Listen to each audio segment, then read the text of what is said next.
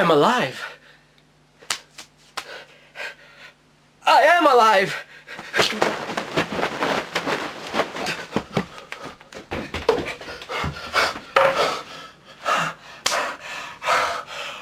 I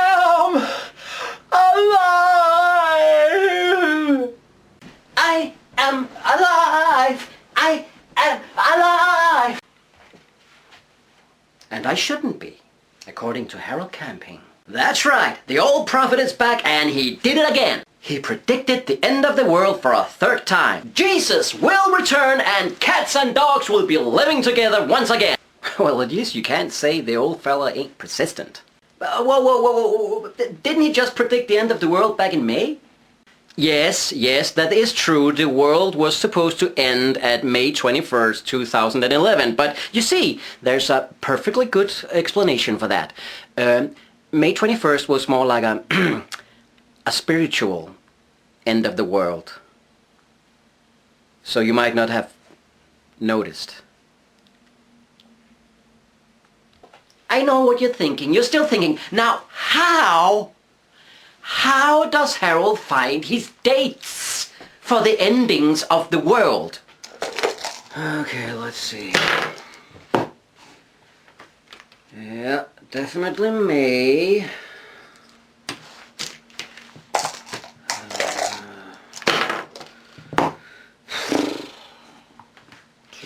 Two, 6, 5, yeah. May 21st, 2011. Done! Now, did you just see what I just did there? Yeah, I made fun of the way that Harold Camping find his dates, and I did so in a previous video. But, as usual, reality sometimes surpasses fiction. See, Harold is a huge fan of numerology. So, he uses numbers. He uses numbers to find the date, or dates, for when Armageddon will happen. And he finds those numbers in the Bible. I swear. Roughly put up like this.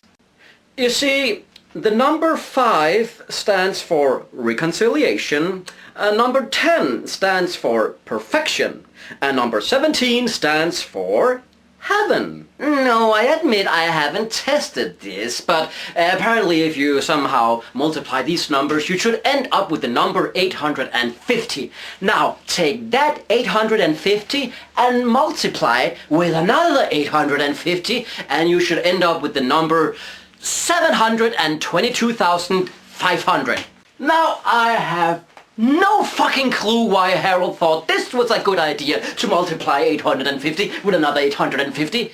Now, if you take the number 722,500 and count from the day poor old Jesus was crucified, you will end up with the date May 21st, 2011. Which was Harold's last fucker. Hey! Weren't we supposed to die at October 21st? But to Harold's defense, I must say that he did admit that he had calculated wrong with 5 months in his calculations. No shit! A number of fans were quite disappointed that Harold was wrong again and that the world did not end. Wait a minute. Disappointed that the world did not end?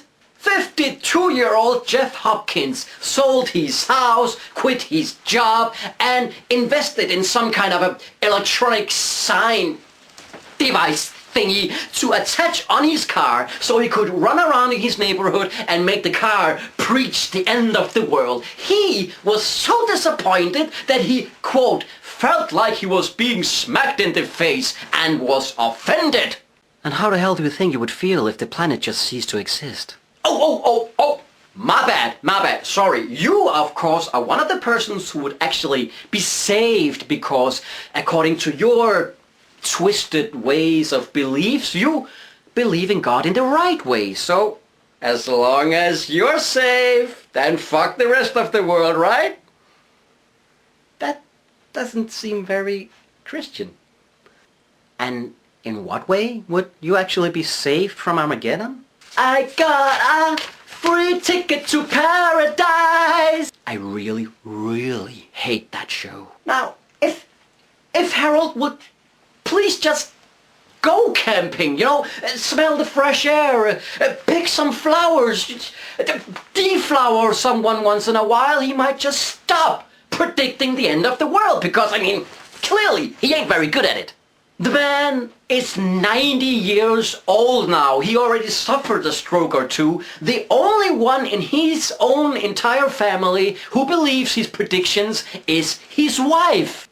Because even when his predictions and his dates are wrong, he still somehow manages to say that he was right. His explanation after his May 21st fuck-up was, well, we had all our dates correct.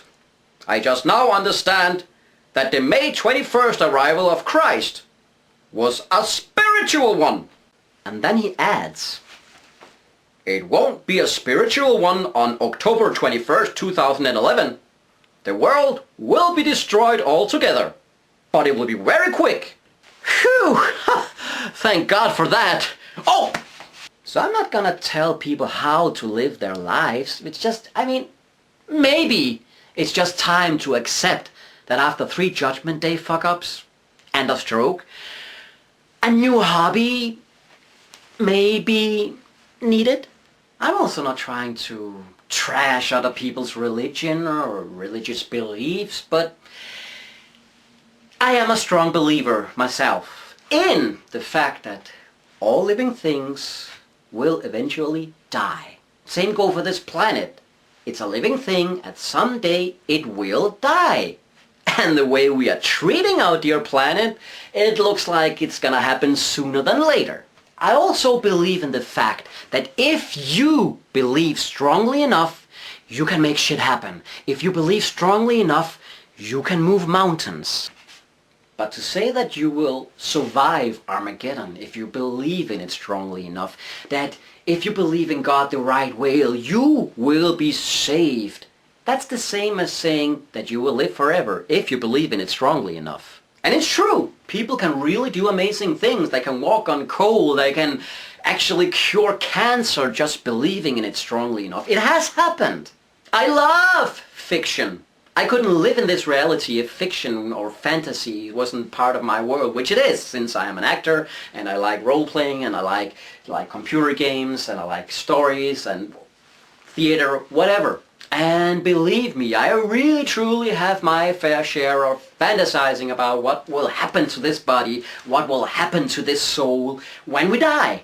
But when you have turned it into a religion, it's just like you're wasting such a huge amount of your time in this life fantasizing about what will happen to your soul or your body, or will you outlive the ending of the world, that, I mean, that's trying to live in fiction. And as I said, that reality often surpasses fiction, then how about reversing it?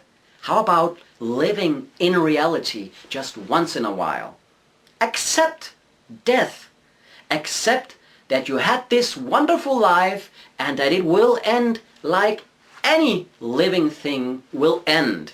Nothing lives forever. Life is a roller coaster. Enjoy the ride.